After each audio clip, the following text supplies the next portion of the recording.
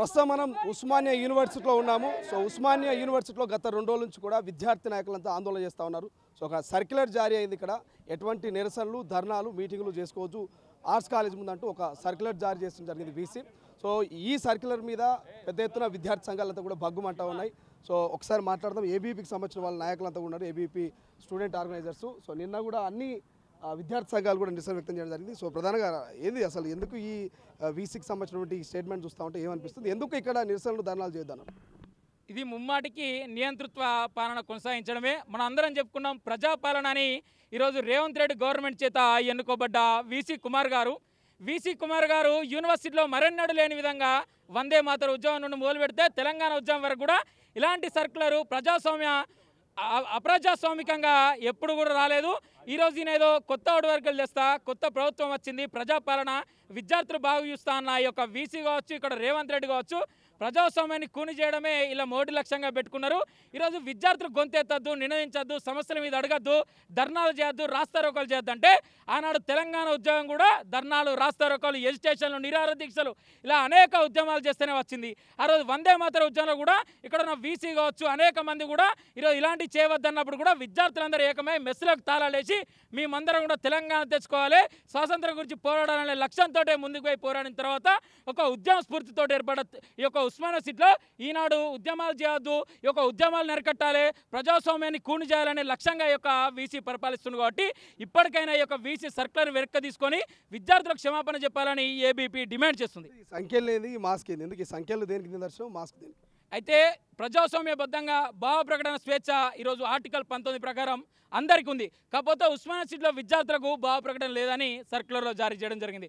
ఈరోజు సంఖ్యలు చూసినట్టయితే ఈరోజు విద్యార్థులకు ఈరోజు పోలీసు వారు ఏ విధంగా వివరిస్తున్నారంటే బానిస సంఖ్యల లెక్క యొక్క రాజ్యాంగాన్ని ఉల్లంఘించుకుంటా ఎక్కడైతే ధర్నాలు చేసినా, శాంతియుతంగా బంద్ చేసినా, ఈరోజు ఏది చేసినా కూడా అనేక ఉద్యమాలతోటి క్లాస్ రూమ్లకు పోయి కూడా అరెస్ట్ చేసుకొని వస్తున్నారు. నేను ఒక పరీక్ష రాస్తున్నా సార్, నేను పరీక్ష రాస్తున్నా, నా హాల్ టికెట్ ఉంది, నేను పరీక్షకు అనుమతించండి సార్ అంటే కూడా ఆయన జీబులో ఎక్కించి గొరగొర గుంజుకపోయిన ఘటన కూడా నిన్న యూనివర్సిటీలో నెలకొన్నాయి. ఈరోజు ప్రజాస్వామ్యబద్ధంగా ఆర్టికల్ 19 ప్రకారం భావ ప్రకటన స్వేచ్ఛ ఉంది.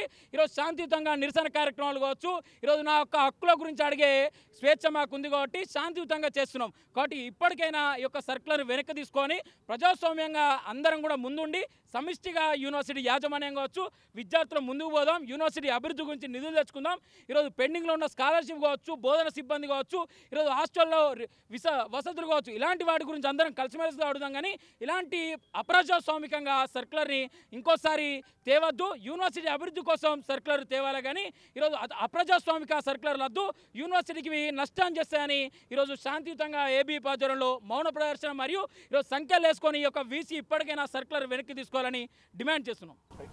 జీవన్ ఎట్లా చూస్తారు? ప్రభుత్వం అయినా స్పందించిందా? విద్యాశాఖ ముఖ్యమంత్రి దగ్గర ఉన్నది. సో ఇటు మంత్రుల్లో లేకపోతే ముఖ్యమంత్రికో ఎవరికైనా మీరు రిప్రజెంటేషన్ ఇచ్చే ప్రయత్నం చేసిరా దీని మీద? ఎక్కడి నుంచో ఇక్కడ ప్రతి అసెంబ్లీలో కూర్చున్న ప్రతి ఒక్కరికి కూడా తెలుసు ఈరోజు తెలంగాణ సాధించుకోవడానికి ఉద్యమానికి ఊపిరి పోసిన గడ్డ ఉస్మానియా యూనివర్సిటీ. అలాంటి గడ్డకే ఈరోజు మా అందరికీ ఉస్మానియా యూనివర్సిటీ వీసి ఇచ్చిన సర్క్యులర్ ఏంటంటే ఇంకో ఇది మా పరిస్థితి అంటే మా అందరికీ ఇది డైరెక్ట్ వేయకుండా ఇది మా పరిస్థితి అంటే నోరుకి మాస్క్ వేసుకోవాలి, చేతులకు బేడీలు వేసుకునే పరిస్థితి ఈరోజు ఉస్మానియా యూనివర్సిటీలో అంటే 10,000 మంది విద్యార్థులకు వేసిన ఒక సర్క్యులర్ అది. కాబట్టి గవర్నమెంట్కు ఇంతవరకు చూడకుండా లేదు. ఇప్పటి వరకు మీ ఛానల్లో టెలికాస్ట్ అయిన తర్వాత ఇప్పటి వరకు సీఎం చూశారు, దానికి చర్చలు కూడా పెట్టారు, చాలామంది ప్రజాప్రతినిధులు దాని మీద స్పందించారు. ఇప్పటికి ఉస్మానియా యూనివర్సిటీతో పాటు రాష్ట్ర వ్యాప్తంగా ఉన్నటువంటి ప్రజాప్రతినిధులు, ప్రతిపక్షం ఉన్నోళ్ళు, తర్వాత లీడర్లు, తర్వాత ప్రొఫెసర్స్, బ్యూరోక్రాట్స్ కూడా ఈరోజు స్పందించారు. అది అసలు సంబంధం కాదు, అది రాజ్యాంగానికి విరుద్ధమైన సర్క్యులరు. దాన్ని రాష్ట్ర ప్రభుత్వం తీసుకున్న నిర్ణయం అనుకోవాలా లేకపోతే ఓన్లీ వీసీ తీసుకున్నటువంటి నిర్ణయం అనుకోవాలా? ఆయన నియమించిన అధికారే ఈరోజు ఉస్మానియా యూనివర్సిటీ అధికారి. కాబట్టి ప్రభుత్వము ఈరోజు వైస్ ఛాన్సలర్ ఇద్దరు కలిసి తీసుకున్న నిర్ణయమే ఇదని మేమందరం కూడా విద్యార్థి లోకం భావిస్తున్నాం. కాబట్టి ఇప్పటికైనా వీళ్ళు మేల్కోవాలి. ఈరోజు వందే మాతర ఉద్యమం నుండి ఎన్నో ఉద్యమాలకు ఊపిరిపోసిన గడ్డ ఈరోజు ప్రపంచానికి ఉద్యమం అంటే ఎలా ఉండాలంటే ఉస్మానియా యూనివర్సిటీ గడ్డలో అడుగు పెడితే ఏ ఉద్యమం అయినా సక్సెస్ అవుతుంది, దాన్ని సాధించుకున్న సత్తా ఉస్మానియా యూనివర్సిటీ విద్యార్థులకు ఉందని తెలుసు. ఎంతోమంది ఈరోజు జర్నలిస్టులకు అన్యాయం జరిగినప్పుడు కూడా ఇదే గడ్డ మీద మేము స్పందించడం జరిగింది, వాళ్ళకి న్యాయం కూడా జరిగింది. అదేవిధంగా ఎంతో మందికి అన్యాయం అన్యాయం జరిగితే కూడా ఇక్కడ నుంచి స్పందించడం కూడా జరిగింది. అలాంటి గడ్డకి ఇలాంటి సర్క్యులర్ ఇవ్వడం అనేది చాలా ఘోరమైన పరిస్థితి. అసలు మేము ఊహించుకోలేకపోతున్నాం. ఇప్పటికి కూడా మేము ఒకటే డిమాండ్ చేస్తున్నాం.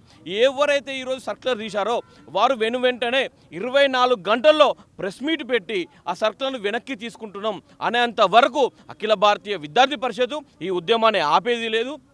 ఎంతవరకైనా పోరాడేటట్టు దాదాపు అది ఎన్ని రోజులు వాళ్ళు వెనక్కి తీసుకోరో అన్ని రోజులు అఖిల భారతీయ విద్యార్థి పరిషత్ నుండి మేము పోరాడతామని తెలియజేస్తున్నాం. అవసరమైతే అసెంబ్లీ గేట్లు బద్దలు కొట్టైనా ఆ యొక్క సర్కులర్ని వెనక్కు తీసుకునేంత వరకు మేము పోరాడతామని తెలియజేస్తున్నాం. ఎందుకోసం అంటే అదే ఇప్పుడున్నటువంటి సీఎం గారు మీరు దొంగ చాటుగా బ్లాక్ డ్రెస్ వేసుకొని ఈరోజు ఉస్మానియా సిటీకి ఆ గడ్డ మీద అడుగు పెట్టిన తర్వాత మీరు వచ్చారు.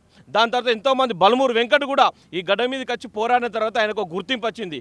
రేవంత్ రెడ్డి గారు ఈ గడ్డ మీదకి వచ్చి పోరాడిన తర్వాతనే ఆయనకు గుర్తింపు వచ్చింది. ఈరోజు సీఎం చైర్లో కూర్చున్నాడు. యాది మర్చి రాని ఈరోజు విద్యార్థి లోకం నుండి అడుగుతున్నాం.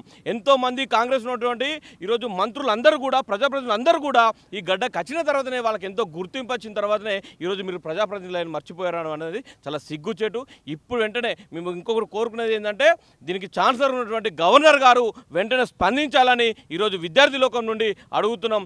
లేని పక్షంలో ఎంతవరకు పోరాడడానికైనా అఖిల భారతీయ విద్యార్థి పరిషత్ ముందుంటుందని తెలియజేస్తున్నాం. ఖబర్దార్ వీసీ. ఎట్లా చూస్తారు అంటే ప్రధానంగా ఏదైనా ఒక సంఘటన జరిగితే కానీ దీన్ని నిషేధించినటువంటి పరిస్థితి. ఏ సంఘటన జరిగింది, ఎందుకు నిషేధించాల్సిన అవసరం వచ్చిందంట? అత్యవసరం ఏముందంట ఇక్కడ? ఉస్మానియా యూనివర్సిటీలో దివ్యాంగ విద్యార్థులు తమ యొక్క మెస్సు బకాయిలని మాఫీ చేయాలని చెప్పి శాంతియుతంగా రిజిస్టర్ పేజీలో ధర్నా చేస్తుంటే దివ్యాంగ విద్యార్థులను చూడకుండా వాళ్ళని ఈడ్చుకుంటూ పోయి అఫ్జల్గంజ్ పోలీస్ స్టేషన్లో పెట్టి ఈరోజు వాళ్ళ మీద కేసు పెట్టడం జరిగింది. ఆ సంఘటనను బూచిగా చూపుతూ ఈరోజు ఈ యొక్క సర్క్యులర్ తీసిర్రు.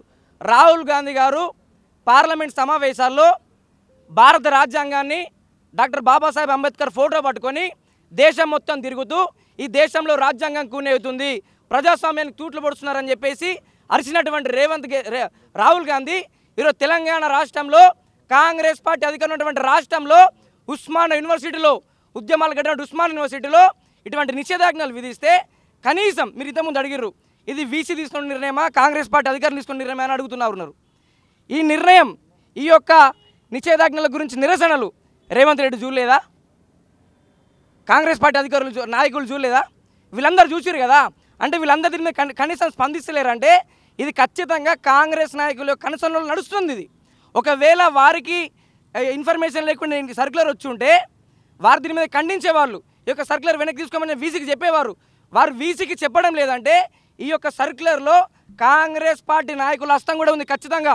ఈ యొక్క తెలంగాణ రాష్ట్రంలో మొన్నటికి మొన్న మనం చూసినాం, హైదరాబాద్లో దాదాపు 1-2 నెలల పాటు 144 సెక్షన్ పెట్టిర్రు. ఈరోజు ఉస్మానియా యూనివర్సిటీలో నిరసనలు చేయొద్దని చెప్పి సర్క్యులర్ ఇచ్చారు. అంటే తెలంగాణ రాష్ట్రంలో కాంగ్రెస్ పార్టీకి పాలన చేత కావట్లేదు. కాంగ్రెస్ పార్టీ డిఎన్ఏలోనే ఎమర్జెన్సీ ఉంది. ఇందిరాగాంధీ ఎమర్జెన్సీ పెట్టింది. ఇందిరా పాలన అంటే మేము ఏదో అనుకున్నాం. ఇందిరా పాలన అంటే ఎమర్జెన్సీ పాలన. 144 సెక్షన్ అయిపోయింది. ఇప్పుడే మీద అంటారు రేపు అన్నాడు మా క్లాస్లో కూడా పోనీయరు.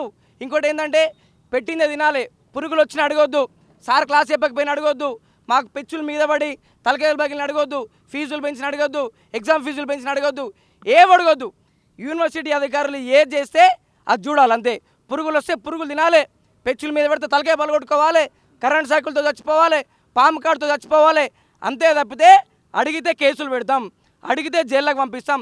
గుర్తుపెట్టుకోండి వీసీ గారు, కాంగ్రెస్ పార్టీ నాయకులారా, మీ తాటాకు సప్పులకు ఉడత ఊపులకు భయపడే వాళ్ళు ఉస్మానియా విద్యార్థులు కాదు.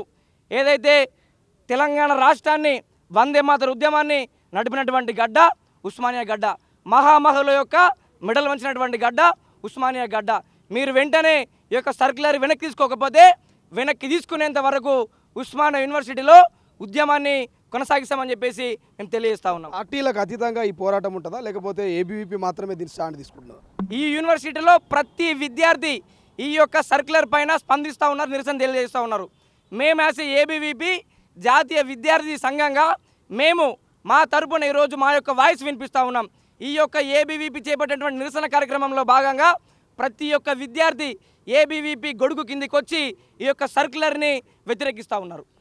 రైట్, ఇది మొత్తం మీద ఒకసారి మనం చూసుకోవచ్చు. ఏబీవీపీ వాళ్ళందరూ కూడా ఈ సంఖ్యలు వేసుకున్నారు. ఈ సర్కిలే మాకు సంఖ్యలు వేసినాయి అంటున్నారు. ఒకసారి అన్నతో మాట్లాడే ప్రయత్నం చేద్దాం. అన్న, ఏంది అసలు ఉద్యమం ఎక్కడ స్టార్ట్ అయింది, ఎందుకు ఈ నిరసనలు ఇదంతా కూడా ఎక్కడ మొదలైంది? ఇక్కడ వీసీ గారు వికలాంగుల పైన ఎంత కఠినంగా ఉన్నాడంటే నాకు తెలిసిన కాడికైతే ఇంతవరకు ఏ వీసీ ఇంతవరకు కఠినంగా ఉన్నట్లు నాకు తెలిసిన కాడికైతే నేను 2010లో వచ్చాను. ఇంతవరకు ఇలాంటి వీసీ మేము ఎప్పుడు చూడలేదు. మేము చిన్న ఏదంటే సానుకూలంగా శాంతియుతంగా మేము 3 గంటల నుంచి తెల్లవారుజామున 8 గంటల వరకు మేము శాంతియుతంగా ధర్నా చేసుకుంటుంటే మా కనీసం పలకరించే దిక్కు లేకుండా నిర్భయంగా మమ్మల్ని పోలీసులతో తీసుకెళ్ళి మేము ఏదో తీరోజులంలాగా అఫ్జల్గంజ్ జైల్లో వేసిపించారు. ఇది ఇంతవరకు న్యాయం. యాక్చువల్లీ ఇక్కడ ఏం జరుగుతుందంటే వీసీ గారు కనీసం వికలాంగుల కనీసం మా సమస్యలు వినడానికి కూడా కనీసం 1 నిమిషం కూడా టైం ఇవ్వట్లేదు. ఎందుకంటే అసలు ఇక్కడ సైన్స్ కాలేజీలో మొత్తం ఫ్రీ ఇచ్చారు, ఇంజనీరింగ్ కాలేజీలో ఫ్రీ ఇచ్చారు, కామర్స్ కాలేజీలో ఫ్రీగా ఇచ్చారు. కామర్స్ కాలేజ్ రిజిస్టర్ సార్ గారు ఉండి కూడా మేము ఇక్కడ అందరం ఫ్రీ ఇచ్చాము.